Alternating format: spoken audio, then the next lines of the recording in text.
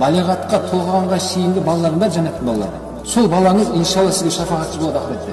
Сол балалардың жәннатқа дейінгі өздерінің сондай бақшалары болады, әлі ешкім жәннатта емес, ешкім тозақта емес. Сол балалардың бәрі жиналып, солар бір жәннаттың бақшасында қазір бір жерде болады. Ертең қиямет болып жәннатқа кіретін кезде сол балалар ешқандай есеп-қисапсыз жәннатқа кіретін балалар солар. Сол кезде жәннатқа кіріңдер деген кезде ол балалар айтады екен: "Менің ата-анам қайда? Менің әкем бар емес пе? Шешем қайда?"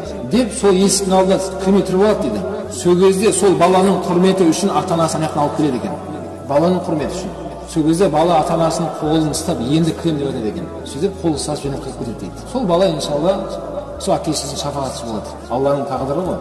Алла солай тағдырлағаннан кейін сен соған разы бол. Бірақ неге сондай екен деп сол тағдырға қарсы шықпа деп жатыр.